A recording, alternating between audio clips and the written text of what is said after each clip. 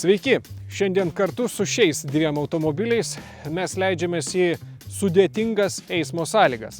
Tam, kad išmoktume vairuoti ir valdyti automobilį, kuomet netikėtai kelyje atsiranda kliūtis.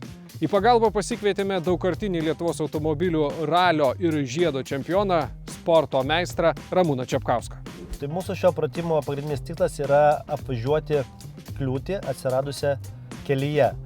Tai mes matome kūgius, tie kūgiai mums imituos išėjusi žmogų, išbėgusi vaiką, šunį, katę ar dar kažką tokio, kuris mums sumaišys kelio juostai pravažiuoti tiesiai. Tai mes bandysime, būtent akcentuoju, stabdant ir net leidžiant stabdžio apvažiuoti kliūtį.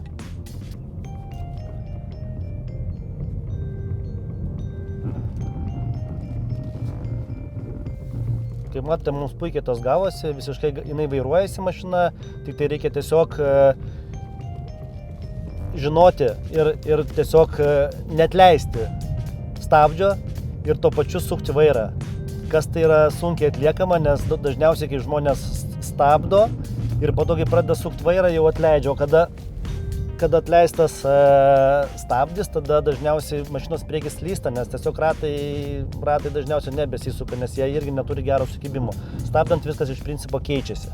Dar vienas iš dažniausiai pasitaikančių kelyje problemų, kada atvažiuoji per dideliu greičiu, tiesiog suki į posūkį ir automobilio priekis nesbespėja užsisukti, kaip jūs matėte, viskas, mes nepatekėme tą. Tada gaunasi, kad išvažiavimas dažniausiai būna iš priešais atvažiuojantį automobilio, į priešais juostą.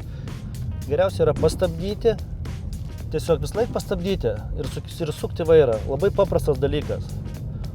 O ne atvažiavus sukti vairą, o po to pamačius ir pajautus, kad automobilis neužsisuka, stabdyti.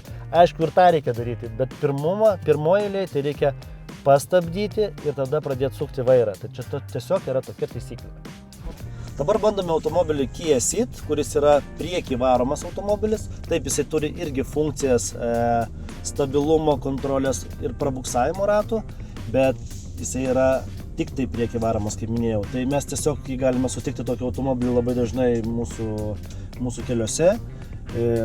Įprastas automobiliukas. Tai pažiūrėsime, kaip jisai elgiasi būtent šioje situacijoje. Ir pirmas bandymas. Mes vėl greitėsime ir bandysime apvažiuoti kliūtį. Bet apvažiuoti kliūtį bandysime stabdant nuo antro kūgelio. Pilnai jis atliko savo funkciją, tikrai leidžia automobilis stabdyti ir manevruoti. Tai jisai pilnai subalansuotas ant slidžios dangos, atlikti veiksmą, tik tai aišku, važiuojant po kelius jau jaučiuosi, kad priekis tikrai yra įkibęs į kelią, o kadangi galinė ašis ratų yra nevedama, tiesiog jinai sukasi, tai jinai iš karto nori slysti, nes per daug jaučiu, kad priekis turi per daug gerą sukibimą. Bet tai nėra blogai, geriau yra, kada slysta priekis automobilio negu galas, tada visą laiką yra lengviau suvaldyti automobilį, nes kada pradeda galas slysti, tada jau reikia kitų įgūdžių, labiau gal net ir sportinio vairavimo. Bet mes šiuo metu kalbame apie saugų vairavimą, tai visiškai skirtingi dalykai. Dabar mes pabandysime pravažiuoti didesnių greičių, kaip neįprastai neapskaičiavus greičio, mes bandome įsukti į posūkį. Ir kas atsitiks su mūsų automobiliu? Mes stabdome ir įsukinėjame. Aišku, aš pajungiu dabar saugiau sportinio vairavimo, bet priekis tikrai įsisuko į posūkį, stabdant, bet galinė šis smarkiai pradėjo slysti.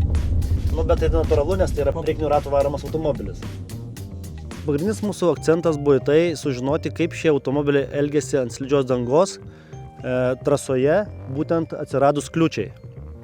Tai, kaip minėjau, šitas automobilis 4 varomų, jisai iš tikrųjų turi didelį privalumą į tai, kad labai stipriai reaguoja vairo pasukimas, plus galinė ašis, kadangi jinai yra varoma, jinai automatiškai stabilizuoja automobilį ir iš tikrųjų stabdant ir sukant vairą pilnai galima apvažiuoti kliūtį, jos, kaip sakant, neužkabinus arba įveikus saugiai. Ko nepasakysi apie priekį varomą automobilį, priekis yra labai stabilus, kadangi jis yra ir vairuojamas, ir tuo pačiu vedamas, bet galinė ašis jau tiesiog jinai važiuoja kaip pasakysiu, paskui ir galinė dalis nori slysti. Tai automatiškai su tokiu automobiliuku reikėtų mažinti greitį maksimaliai kiek įmanoma tam, kad išvengti šoninio slydimo. Ir aišku, visą laiką nepamiršti apie tai, kad mes turime stabdį ir stabdžio pagalba mes galime visą laiką sulėtinti greitį ir tuo pačiu stabdant sukti vairą į kairę ar į dešinę.